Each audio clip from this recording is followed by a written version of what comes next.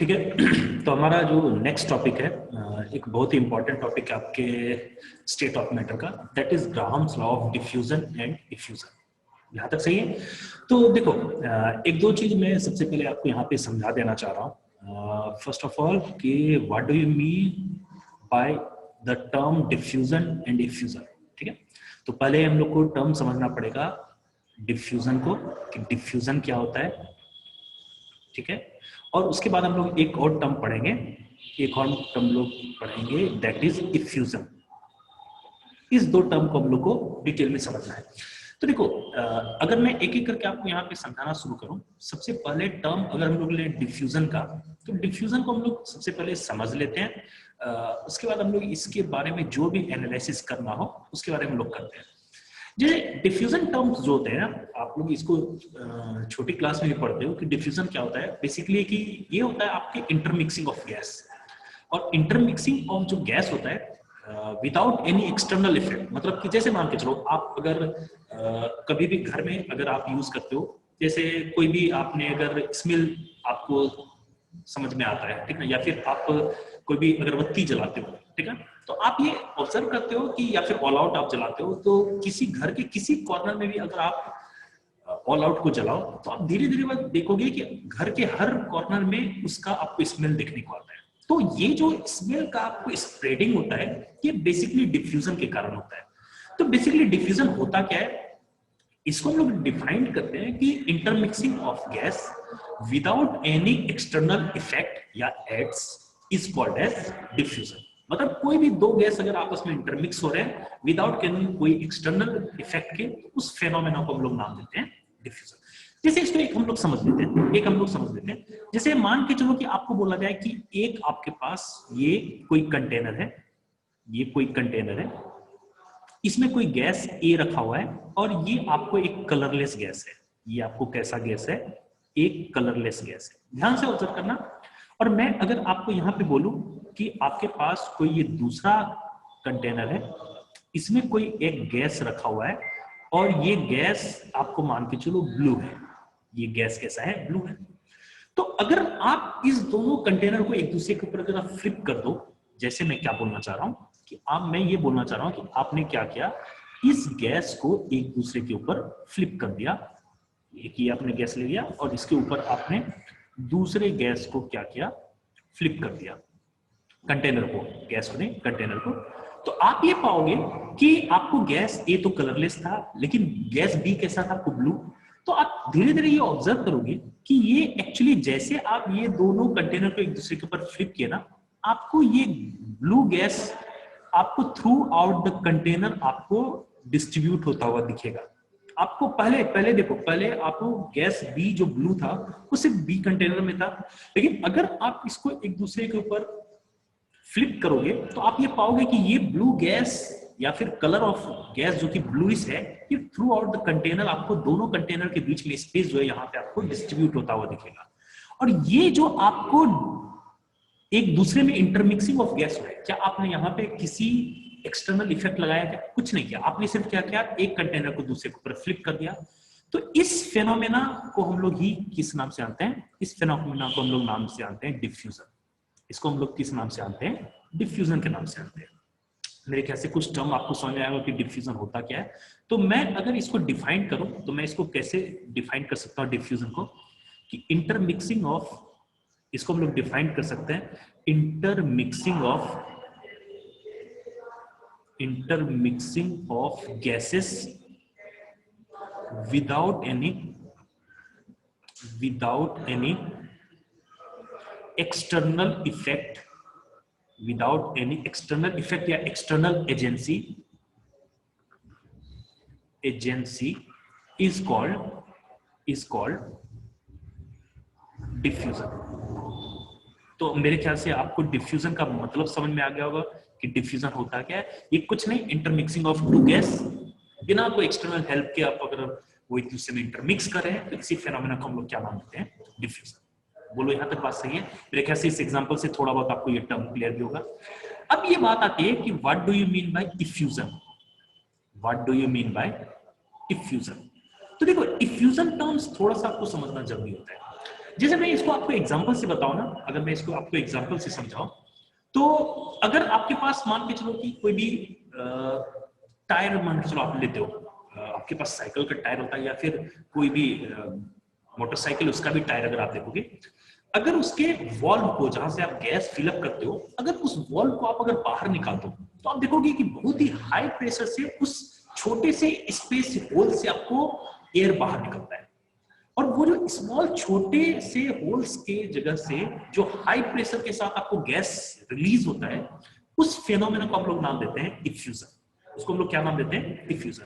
तो effusion basically क्या होता है, इसमें दो तीन टर्म इन्वॉल्व होते हैं। एक तो आपको ये एक ऐसा फेनोमेना है जिसमें कि गैस हाई प्रेशर के साथ एक स्मॉल होल से क्या होता है, आपको रिलीज होता है। उस फेनोमेना को हम लोग क्या नाम देते हैं? इफ्यूजन। मेरे ख्याल से टर्म समझ में आ गया होगा। तो इफ्यूजन हम लोग कैसे डिफाइन करते हैं? इफ्यूजन को हम लोग अगर बोलोगे तो इसको हम लोग बोल सकते हैं expulsion of gas through a small pores या फिर स्मॉल होल्स भी बोल सकते हैं, अंडर हाई प्रेशर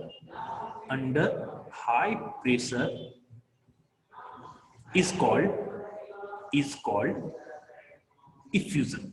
मेरे ख्याल से इस दोनों टर्म से आप समझ गए होंगे कि इफ्यूजन और डिफ्यूजन आपको होता क्या है। यहां तक सही है? तो अब देखो, अब अगर यहां तक हम लोग देखें, सही, तो अब देखो, अब हम लोग थोड़ा सा समझते हैं इसके आगे की एनालिसिस। यहां तक ठीक है? तो अभी तक हमने सिर्फ ये दो टर्म पढ़ा था। अब हम लोग को पढ़ना है कि आखिर ग्राहम्स लॉ ऑफ डिफ्यूजन या इफ्यूजन क्या बोलता है। ठीक है? तो देखो, एक चीज आपको मैं सबसे पहले यहाँ पे एश्योर एक चीज कर रहा हूं कि अगर आपको कभी भी डिफ्यूजन या इफ्यूजन का टर्म कभी पेपर में दिया है तो आपको उसको सिमिलर कंपोनेंट ट्रीट करना है। ऑल्दो उसके बीच में टर्मिनोलॉजिकल डिफरेंस था, लेकिन एक्चुअली में उन दोनों को आपको प्रॉब्लम के लिए उन दोनों को आपको आइडेंटिकल कंडीशन एज्यूम करना है, मतलब दोनों को आपको सेम कंपोनेंट ट्रीट करना है। ठीक है? तो देखो, अब हमारा बात है कि यार कि ग्राहम्स लॉ ऑफ डिफ्यूजन आपको क्या हुआ। ठीक है? तो हमारा ये टर्म आया कि ग्राहम्स लॉ ऑफ डिफ्यूजन क्या होता है, ये हमारा टर्म है। देखो, ग्राहम्स लॉ ऑफ डिफ्यूजन क्या बोलता है ना, ग्राहम्स लॉ ऑफ डिफ्यूजन क्या बोलता है कि at constant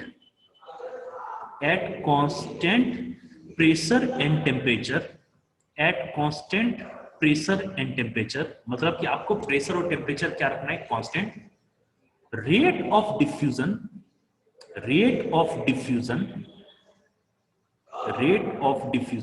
of any gas is inversely proportional to root under of its molar mass। तो ये आपको क्या होता है? रेट ऑफ डिफ्यूजन का आपको ये प्रिंसिपल होता है जिसको कि ग्राहम्स ने पोस्टुलेट किया था। इन्होंने ये बताया था कि किसी भी गैस का रेट ऑफ डिफ्यूजन उसके मास के इनवर्सली होता है विथ रूट अंडर। सिंपल सा चीज है। ठीक है? तो यहां से आपको क्या एक चीज समझ में आया, यहां से आपको एक चीज क्या समझ में आ रहा है कि कोई भी गैस का मोलर मास जितना कम होगा उसका रेट ऑफ डिफ्यूजन उतना ही ज्यादा होगा। मींस कि स्मॉलर द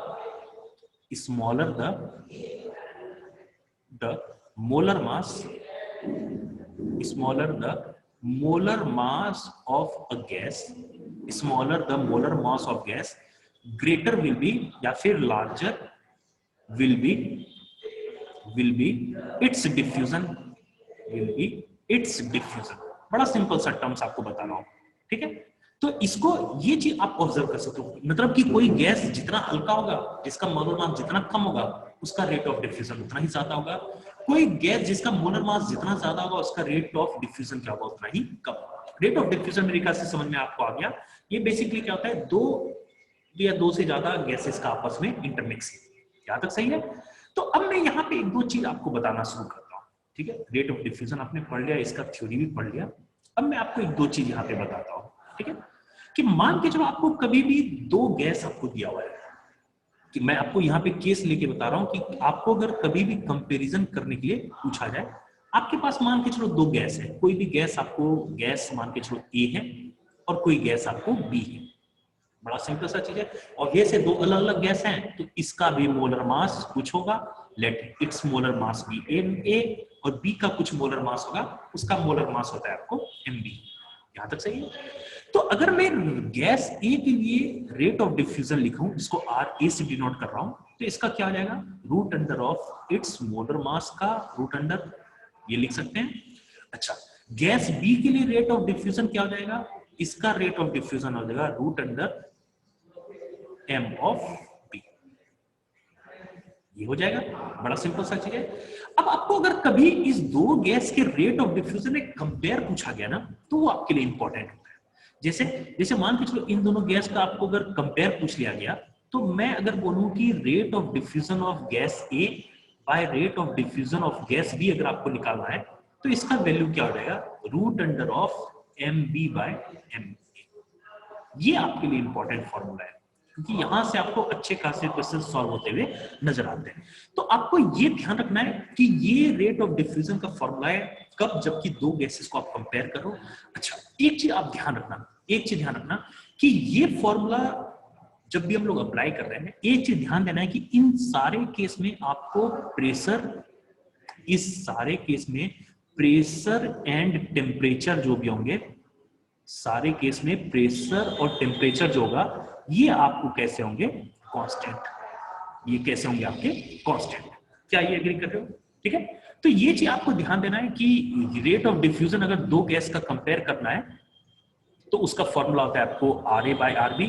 और ये फॉर्मूला आपको ध्यान रखना है, क्योंकि इसके बेसिस पे हम लोग आगे की बहुत ही डिटेल एनालिसिस हम लोग क्वेश्चन में करते हुए नजर आते हैं।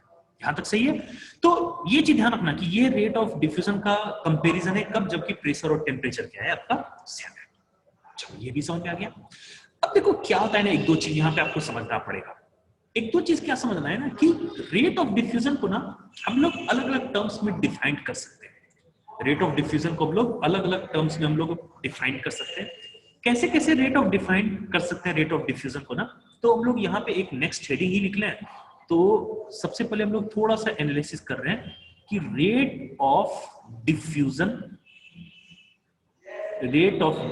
को हम लोग किस किस फॉर्म में डिनोट कर सकते हैं या डिफाइन कर सकते हैं। ध्यान से देखना कि रेट ऑफ डिफ्यूजन को हम लोग एक फॉर्म में डिफाइन कर सकते हैं इन terms of mole. In terms of mole में डिफाइन कर सकते हैं। कैसे? रेट ऑफ डिफ्यूजन को अगर मैं R से डिनोट करूं, तो इसका वैल्यू होगा मोल्स ऑफ गैस डिफ्यूज्ड, ध्यान से सुनते चलना, diffused divided by time taken,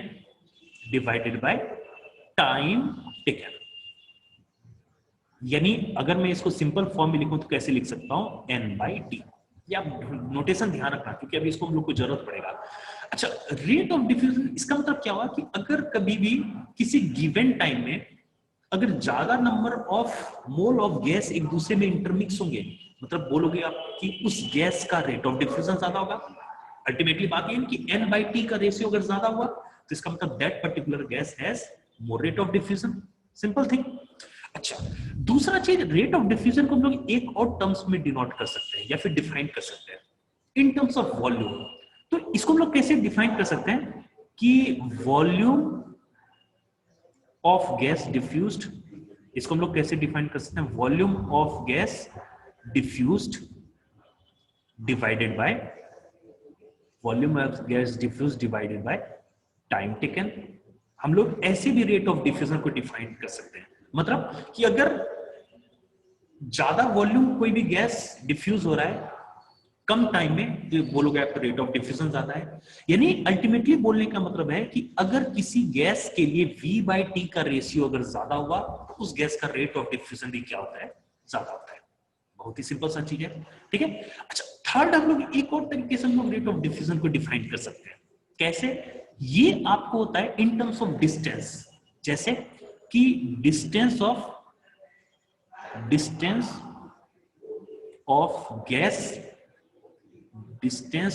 gas diffused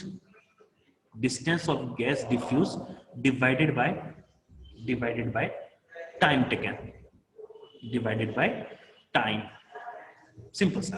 अगर डिस्टेंस को मैं अगर x से डिनोट करूं, तो x/t का वैल्यू जो देगा वो क्या देगा किसी गैस के लिए? Rate of diffusion. तो आप ध्यान रखना कि रेट ऑफ डिफ्यूजन को हम लोग अलग अलग तरीके से डिफाइन कर सकते हैं, and depending upon the different condition we can have different conditions. यहां तक सही है? मतलब कि अगर आप मान के चलो, अभी तो मैं इसको डिस्कस करूंगा ही, तो आप बिल्कुल शांत से सुनते चलो कि रेट ऑफ डिफ्यूजन अगर मैं बोलूं तो इसको इन टर्म्स ऑफ मोल्स भी डिफाइन कर सकता हूं। तो कैसे होगा? मोल्स पर टाइम आपको ये रेट ऑफ डिफ्यूजन को डिफाइन करेगा। रेट ऑफ डिफ्यूजन को इन टर्म्स ऑफ वॉल्यूम भी डिफाइन कर सकते हैं, और रेट ऑफ डिफ्यूजन को इन टर्म्स ऑफ डिस्टेंस भी डिफाइन कर सकते हैं। ये सब क्या होता है अभी मैं धीरे धीरे इनको डिस्कस करूंगा। यहाँ तक सही है? तो चलिए अब हम लोग फर्स्ट केस हम लोग कंसीडर करना शुरू करते हैं। हम लोग फर्स्ट केस कंसीडर करना शुरू करते हैं कब जबकि हम लोग जब केस 1, मैं यहाँ पे आपको क्लियरली लिख रहा हूं केस 1, और सबसे जो इंपॉर्टेंट केस है case 1, when rate of diffusion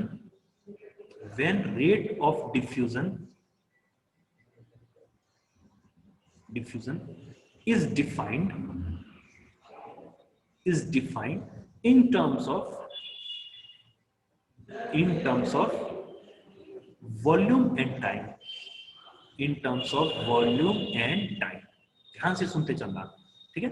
तो इसका मतलब क्या है कि आपको पता है कि रेट ऑफ डिफ्यूजन का फॉर्मूला इस केस में क्या जाएगा? V/T। आपने अच्छे से पढ़ लिया, ठीक है? अच्छा, अगर मैं कभी भी दो गैस का रेट ऑफ डिफ्यूजन को कंपेयर करूंगा तो आप क्या उस केस में बोल सकते हैं? उस केस में आप क्या बोल सकते हैं कि रेट ऑफ डिफ्यूजन, अगर आप गौर करोगे तो मैंने ये फॉर्मूला पढ़ा था कि अगर दो गैस का रेट ऑफ डिफ्यूजन को कंपेयर करेंगे तो RA/RB का रेशियो किसके बराबर आ रहा था आपको? MB/MA के, इसके बराबर आ रहा था। अब मैं क्या कर रहा हूं ना, अगर मैं रेट ऑफ डिफ्यूजन को इन टर्म्स ऑफ वॉल्यूम रिप्रेजेंट किया, क्या आप बता सकते हो rate of diffusion of RA को मैं क्या ये लिख सकता हूं कि volume occupied by A divided by time taken for a gas. अच्छा, RB का वैल्यू क्या जाएगा?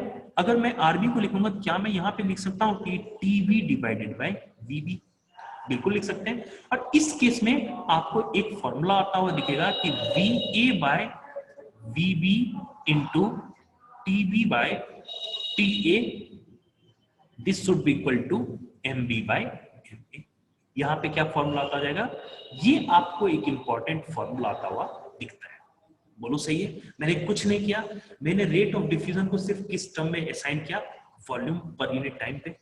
तो अगर rate of diffusion of A लिखना रहता तो मैं लिखता कि volume of gas diffuse A का और time taken for gas A to diffuse, तो VA/T लिख दिया। तो उसी तरह से RB को क्या लिख सकता हूं? VB/TB। तो उसको मैं अगर मैनिपुलेट करूंगा तो आपको कुछ इस तरह से ये फॉर्मूला आता हुआ, इंपॉर्टेंट फॉर्मूला आता हुआ दिखेगा।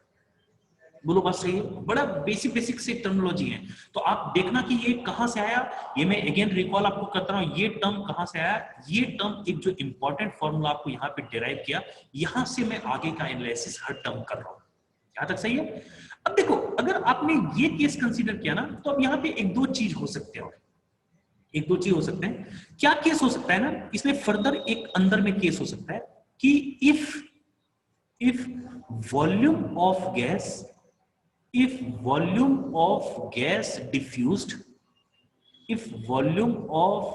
डिफ्यूज्ड इज सेम, मतलब अगर दोनों गैस के लिए जो गैस का डिफ्यूजन हो वो सेम वॉल्यूम तक हो, तो क्या आपको लग रहा है उस पर्टिकुलर केस में आपको volume of gas diffused VA और VB दोनों का वैल्यू क्या हो जाएगा? इक्वल हो जाएगा। समझ रहे हो? जैसे मान के चलो आपको बोल रहा हूं, क्या एक सिंपल सा आप रूम इमेजिन करो। अब मैं ये बोल रहा हूं कि उस दो रूम आप इमेजिन कर लो, एक रूम आपको कोई कंसीडर को इमेजिन और बगल में कोई दूसरा रूम, और मैं बोल रहा हूं कि उस दोनों रूम में आपको कोई पर्टिकुलर गैस को फिलअप करना है।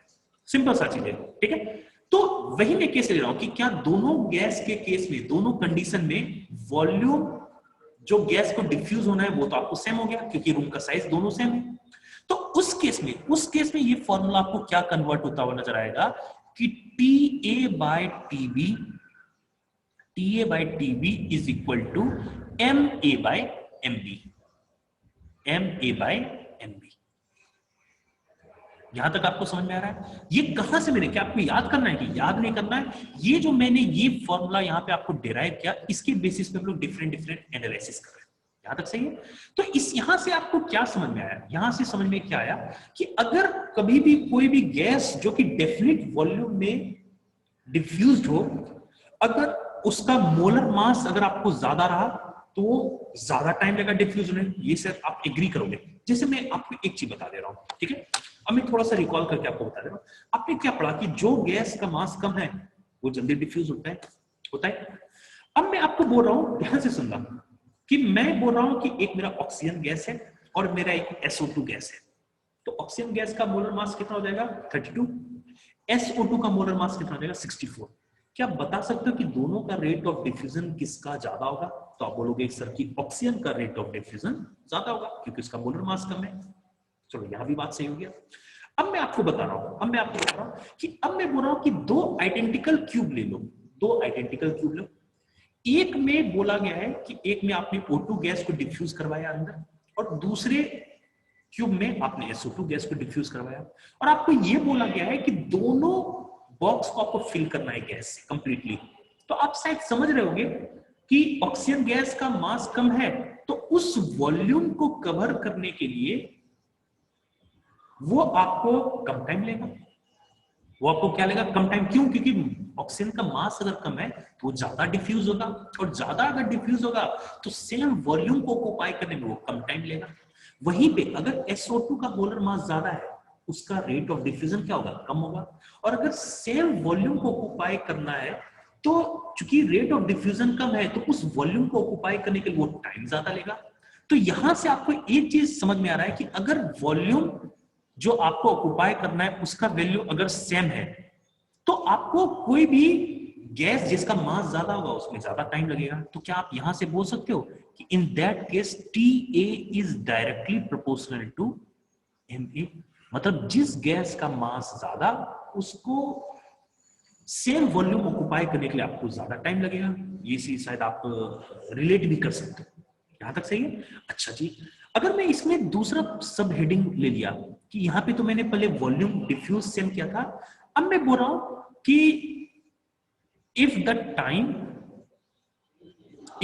time taken for diffusion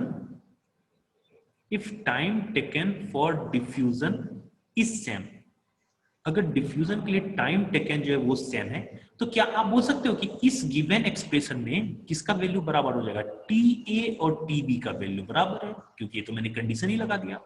तो उस केस में ये फॉर्मूला किस में कन्वर्ट होगा? तो VA by VB is equal to root under of MB by MA। यहां तक हो जाएगा। तो ये हमारा कब रेट ऑफ डिफ्यूजन का एक फॉर्म हुआ, जबकि टाइम टेकन फॉर डिफ्यूजन आपको क्या है? सेम है।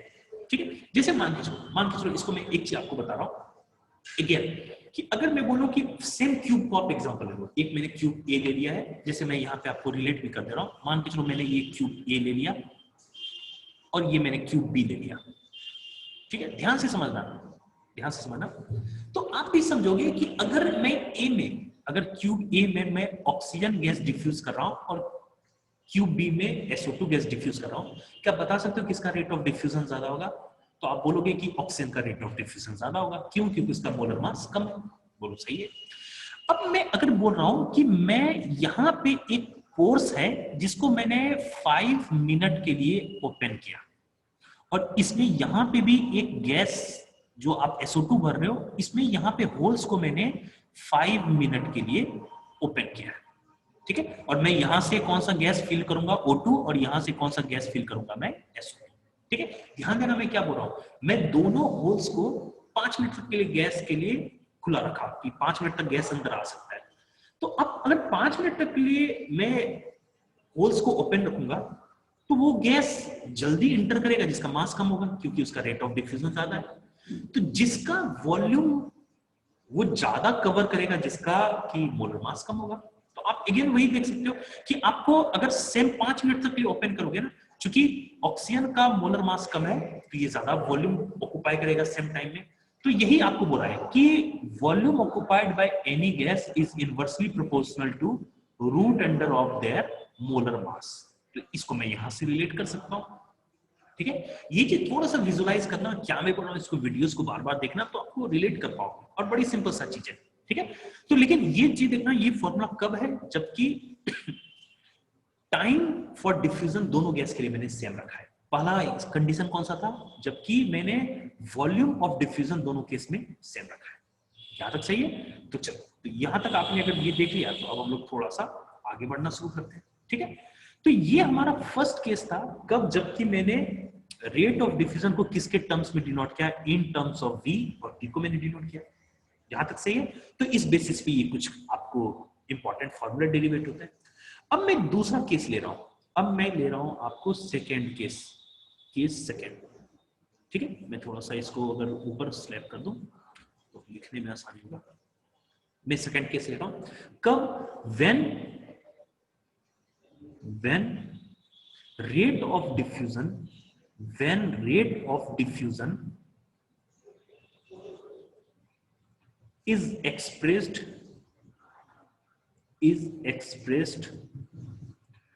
in terms of distance,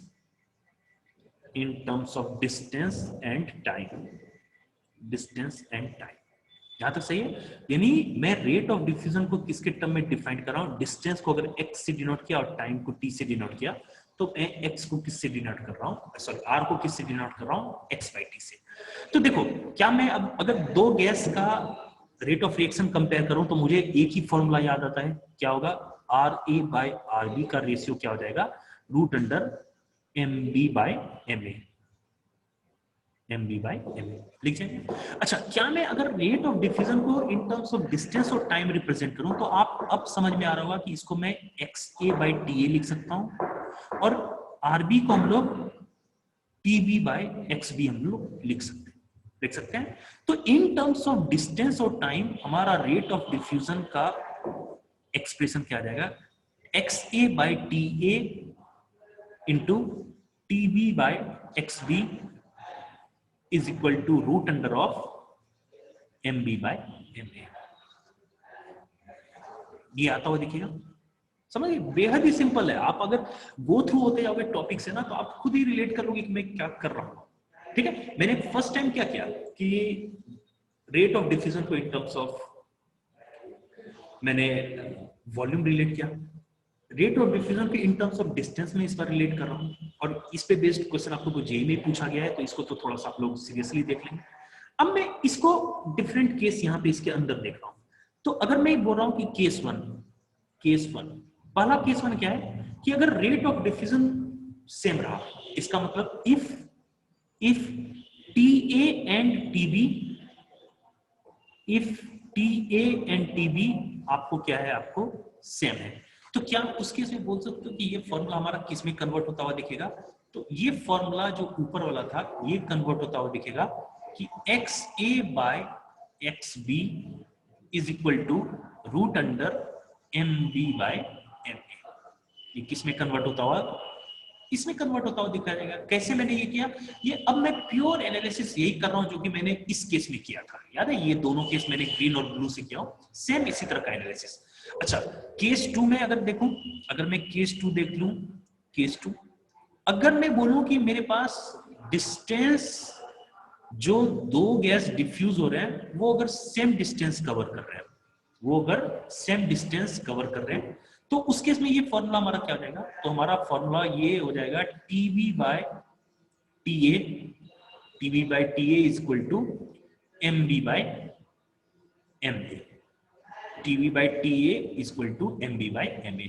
अच्छा, किसी को हो सकता है ये मन में डाउट होगा कि सर ये मैं जो एज्यूम कर रहा हूं कि TA और TB सेम है, तो ये कहां से हम लोग को आइडिया लगेगा। तो ध्यान रखना, ये हमेशा पेपर में डिफरेंट होता है कि आपको क्वेश्चन में दे देंगे if time for diffusion for two gas is same, मतलब आपको ये एज्यूम करना पड़ेगा कि TA और TB का वैल्यू क्या है, सेम। तो ये पेपर में लिखा रहेगा, तो वो पेपर जब सॉल्व करेंगे हम लोग तो आपको मैं इसके बारे में बता भी दूंगा। यहां तक सही है? तो ये हमारा केस सेकेंड केस था, कब, जबकि मैं रेट ऑफ डिफ्यूजन को किसके टर्म्स में डिनोट किया, इन टर्म्स ऑफ डिस्टेंस और टाइम। तो उसके बारे में ये दो डिफरेंट केस हैं।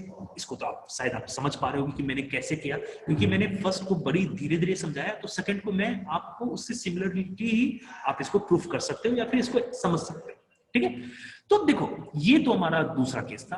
अब हम लोग एक तीसरा केस हम लोग जल्दी से देख लेते हैं, दैट इज केस 3। अब आप लोग एग्री करोगे, बहुत ही सिंपल सा टर्म आप क्या आएंगे कि if rate of diffusion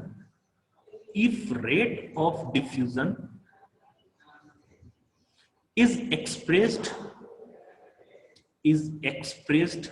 in terms of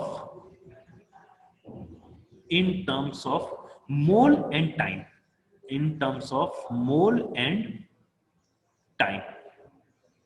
तो उस केस में रेट ऑफ डिफ्यूजन क्या हो जाएगा? रेट ऑफ डिफ्यूजन का वैल्यू क्या आता हो दिखेगा, उसमें हो जाएगा n डिवाइडेड बाय t। क्या होता जाएगा रेट ऑफ डिफ्यूजन का फॉर्मूला? n बाई टी, क्योंकि इसको हम लोग डिफाइन किए हैं कि रेट ऑफ डिफ्यूजन को हम लोग n बाई टी के टर्म्स में लिख सकते हैं। बोलो यहां तक सही है? अब हम लोग देखते हैं इसमें, अब अगेन अब वही छोटा छोटा केस, अगेन वही सिंपल से केस हम लोग देखेंगे। क्या पहला केस, इसके अंदर पहला case, if TA and TB are same, if TA and TB are same, ठीक है, तो उस केस में हमारा ये फॉर्मूला क्या आ जाएगा कि NA by NB is equal to root under of MB by MA। ये हमारा फॉर्मूला होता हुआ दिखेगा।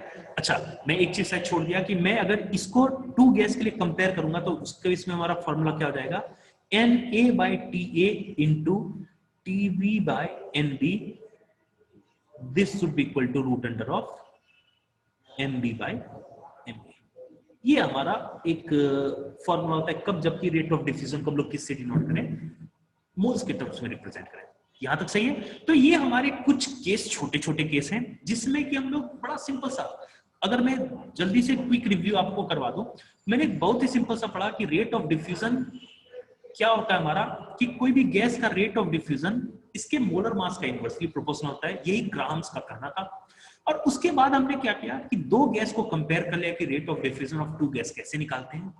इसके बाद मैंने ये पढ़ा कि रेट ऑफ डिफ्यूजन को किस किस टर्म में डिनोट कर सकते हैं। उसके बाद मैंने ये किया कि उसके बेसिस पे क्या क्या कंडीशन जनरेट हो सकते हैं, उसको हमने अभी तक देखा। यहां तक सही है?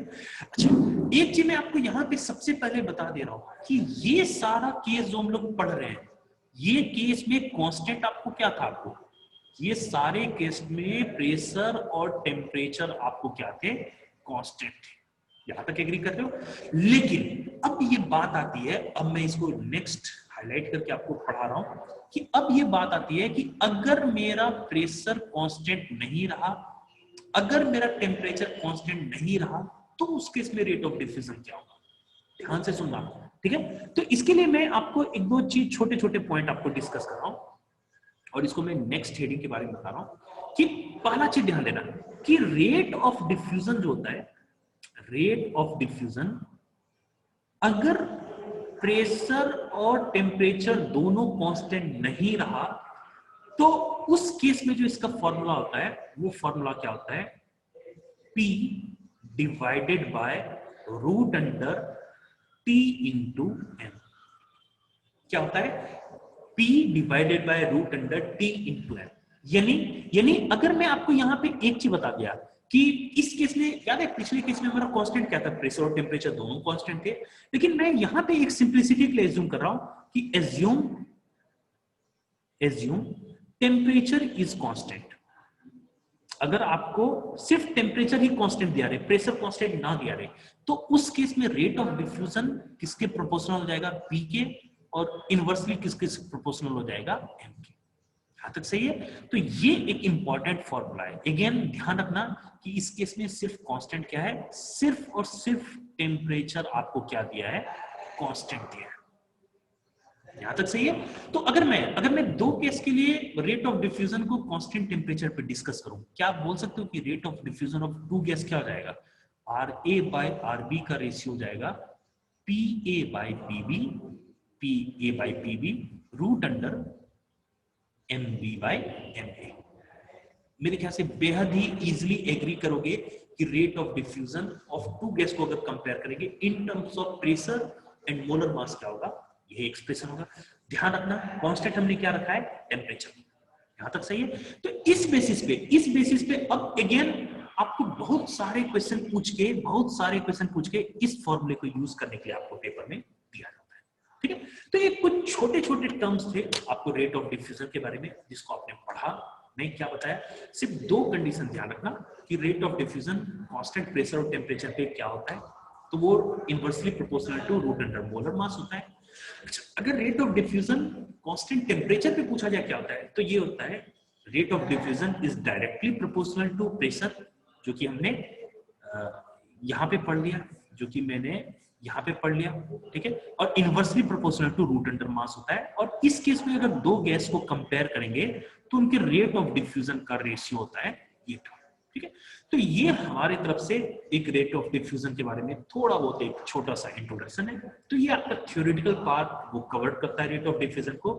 इसके बेसिस पे जितने भी क्वेश्चन आए आप बुक खोल के बना सकते हैं। प्रीवियस में आपको 2-3 क्वेश्चन रेट ऑफ डिफ्यूजन के पूछे जाते हैं, तो उसको आप देखें, उसको बनाने की कोशिश करें। हम लोग अब नेक्स्ट टॉपिक इसके आगे हम लोग डिस्कस करना शुरू करेंगे।